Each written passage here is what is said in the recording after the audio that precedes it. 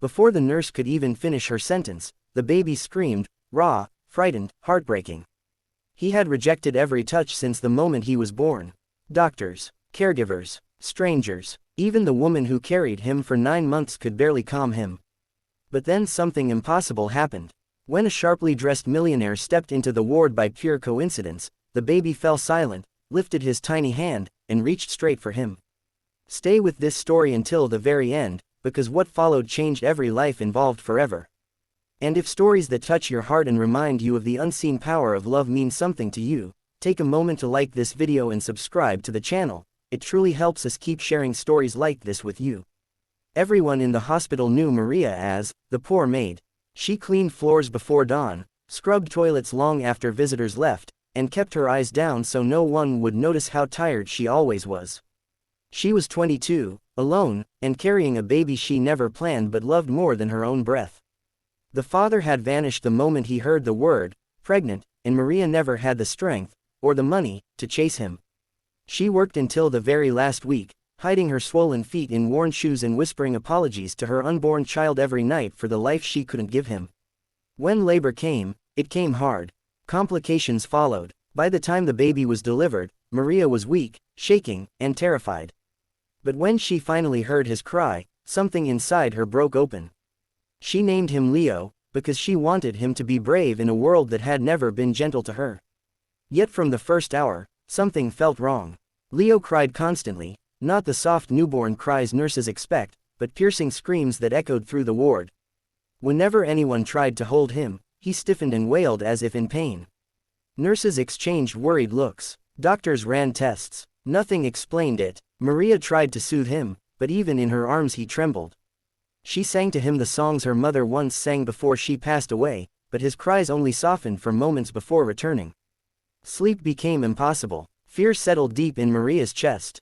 She worried there was something broken in her baby, and that it was somehow her fault. Days passed. The hospital grew impatient. Resources were limited, and Maria couldn't afford private care. Whispers began. Some staff suggested the baby might need specialized treatment she could never pay for. Others hinted that adoption might be best. Each word felt like a knife. Maria clutched Leo tighter, promising him through tears that she would never give up on him. Then one afternoon, everything shifted. The hospital director personally escorted a man through the ward, tall, calm, dressed in a simple but unmistakably expensive suit. His name was Daniel Cross, a self-made millionaire known for funding children's hospitals. He wasn't scheduled to visit the maternity wing, but a meeting had ended early, and curiosity guided his steps. As they passed Maria's room, Leo screamed louder than ever. The sound made Daniel stop. He turned toward the room, something tugging at his chest in a way he couldn't explain. Against the director's polite protests, he stepped inside. Maria looked up, startled, embarrassed by the state of the room and her own exhaustion. Before anyone could speak, something extraordinary happened. Leo's cries faltered. His eyes locked onto Daniel. Slowly, impossibly, the baby reached out. The room went silent. A nurse gasped. Maria froze, afraid to breathe. Daniel stood there, stunned, as Leo's tiny fingers curled around his. The baby relaxed completely, a peace settling over his face that no one had seen before. Tears filled Maria's eyes. She didn't understand it, neither did the doctors. But Daniel felt it, an overwhelming rush of emotion, like a door inside him had opened after years of being shut. He hadn't planned on having children. He'd buried himself in work after losing his wife and unborn son in a tragic accident years earlier. He'd told himself that chapter of life was over.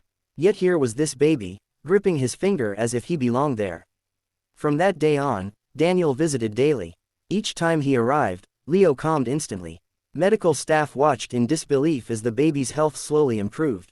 He began sleeping, feeding, smiling. Tests showed nothing abnormal anymore. It was as if fear itself had been keeping him sick. Daniel learned Maria's story during those visits.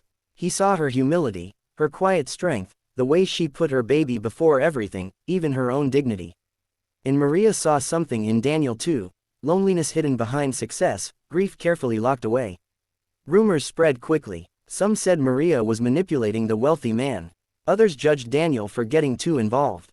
But neither listened. What mattered was Leo. When the hospital bills came, Daniel paid them without hesitation. When Maria's job was threatened because of her absence, he ensured she had security and time. He didn't do it out of pity. He did it because, for the first time in years, he felt needed, not for his money, but for his presence.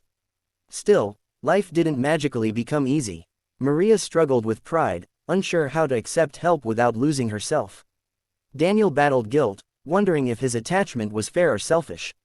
The world watched, judged, speculated.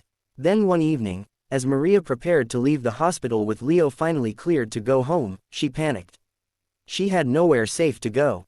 Her tiny rented room was cold, unsafe, and barely fit for a newborn. Seeing her fear, Daniel made an offer that changed everything. He didn't offer charity. He offered partnership, a chance to build a life where Leo could grow surrounded by care, and where both of them could heal. Time passed. Slowly, carefully, trust grew. Daniel never tried to replace Leo's father, yet love found its way in anyway. Maria found confidence she never knew she had. Leo grew into a joyful child, still oddly shy with strangers, but always calm, always happy in Daniel's presence. Years later, people would still whisper about the day a baby reached for a millionaire. But those who truly knew the story understood the truth. It wasn't about wealth. It was about broken souls recognizing safety in each other. About love finding its way through the most unexpected hands. And the message stayed clear for everyone who witnessed it. Sometimes the smallest hearts see what the world overlooks. Sometimes the poorest beginnings carry the richest destinies. And sometimes, the miracle you're waiting for is already reaching for you. If this story touched you, reminded you of hope, or made you believe in quiet miracles again, don't forget to like this video and subscribe to the channel. Your support helps us keep sharing stories that matter.